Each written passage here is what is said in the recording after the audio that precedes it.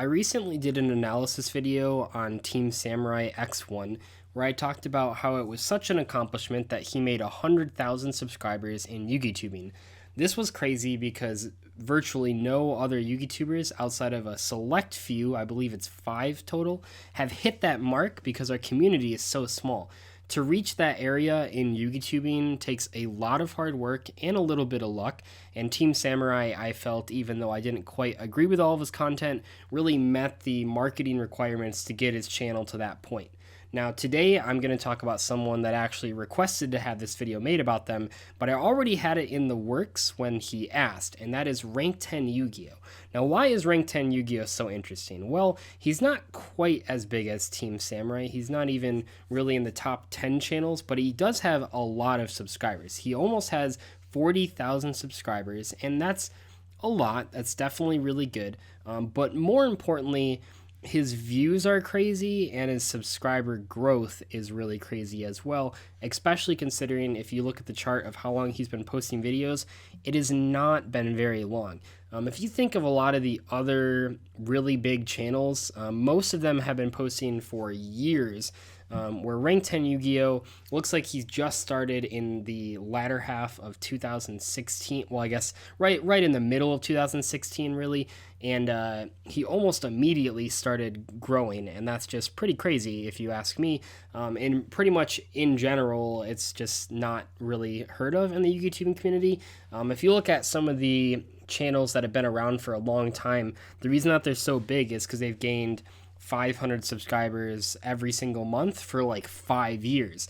But Rank 10, he pretty much has just been out of the gate growing like thousands of subscribers every month and hundreds of thousands of views every month, and that's just not normal. It's not normal for YouTube in general because YouTube promotes consistent uploads and watch time, and while I believe Rank 10 probably does have good watch time statistics, probably very good watch time statistics, he absolutely does not have consistent uploads. Now, I don't actually think that's a bad thing. I think if you want to grow your own channel, you probably should consistently upload, but let's look at why Rank10 Yu-Gi-Oh! Can actually get away with this. So this is pretty cliche, but quality definitely matters more than quantity in this case. While there might be some other channels that can post daily content, that's not always up to, like, honestly, all of us that are posting daily content, we just can't make the best possible thing because there's just not enough time in the day to do that. But Rank10 Yu-Gi-Oh! Posts he posts one main series video like a month, if that.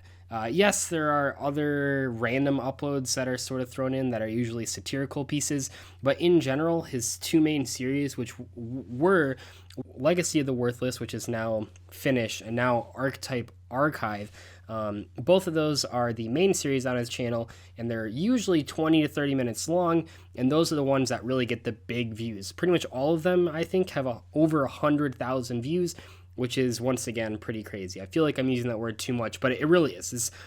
All of this just goes against the YouTube formula. I hate to compare him to non-YouTubing people, but there really isn't a good comparison for Rank10 Yu-Gi-Oh! I suppose Yugi-Mation would probably be the closest, but I don't think he was clocking in nearly as many views as Rank10 is. Probably a better comparison would be like Filthy Frank or iDubbbz TV, who only posts like once a month and get crazy views and still have crazy growth. Now, I believe that I know I was in a live stream with Rank10 Yu-Gi-Oh! A couple times back early before summer, and I know I remember asking him when he felt that his channel really started to blow up, and his answer is unsurprising if you look at his Social Blade chart. So he says that Legacy of the Worthless Neos was his like really big moment, and I would have to agree because in the few short months that Rank10 was posting before that video, he was gaining, let's see, like 300 subscribers a month.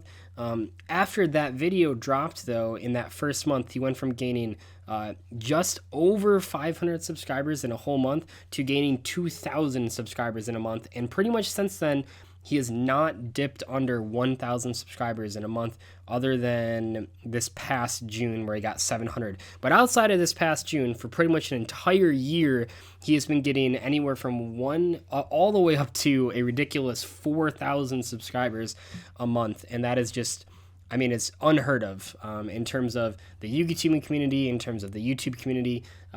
YouTube really likes creators that give frequent uploads.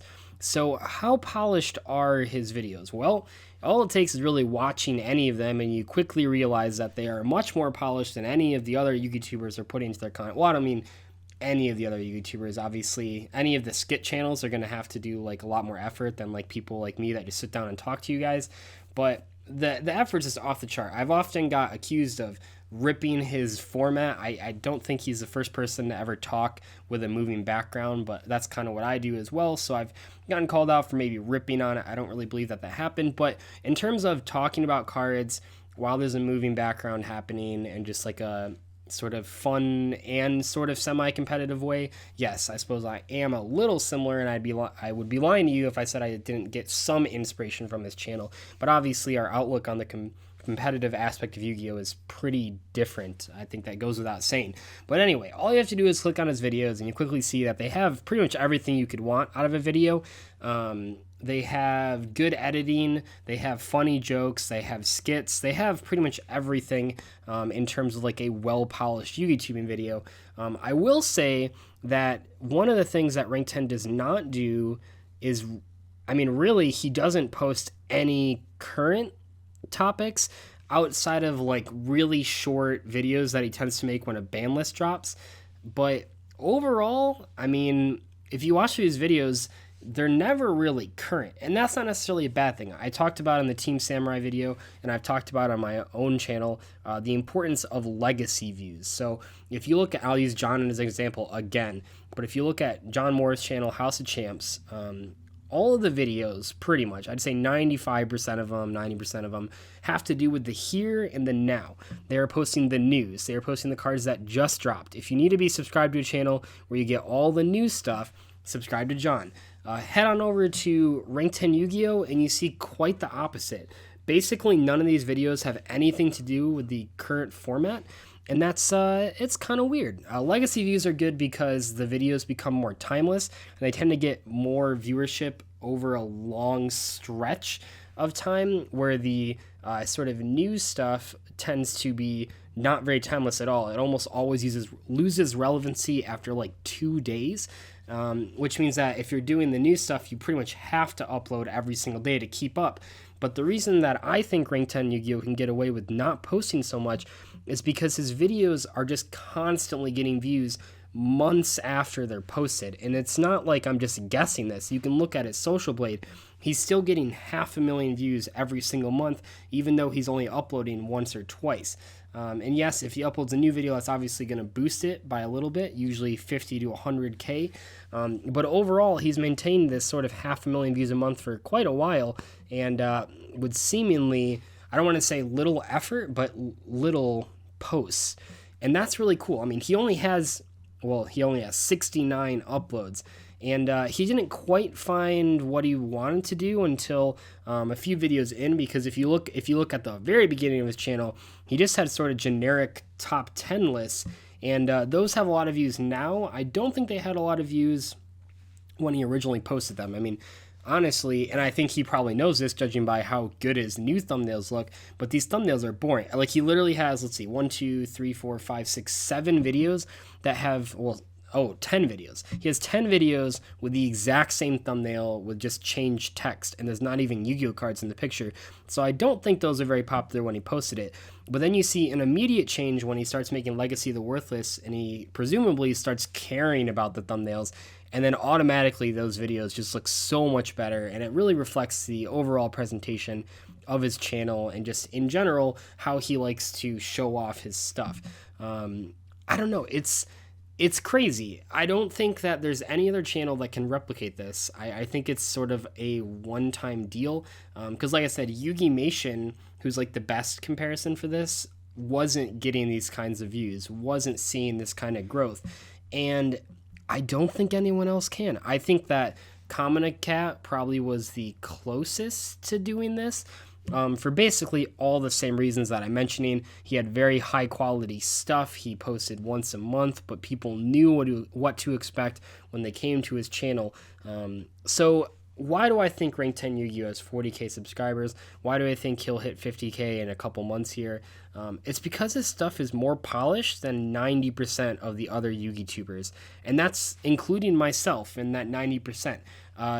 If you're uploading daily, you actually just don't have the time or resources to make these types of videos by yourself. Maybe if you have like a whole team of dedicated people that wanted to make these types of videos, or one person can write the script, one person could be editing, maybe you could do it daily. But in general, YouTubing isn't going to make you that much money to have a whole team unless you're simply unlucky. And in that regard, I don't think it's possible to make these videos every day or even every other day. So he has to upload once a month. That's pretty much what he's restricted to. And I don't think it would be worthwhile for him to not do that. Every time he posts a video, people comment, "Why don't you post more?" And I don't think they realize how much effort these videos are actually taking him.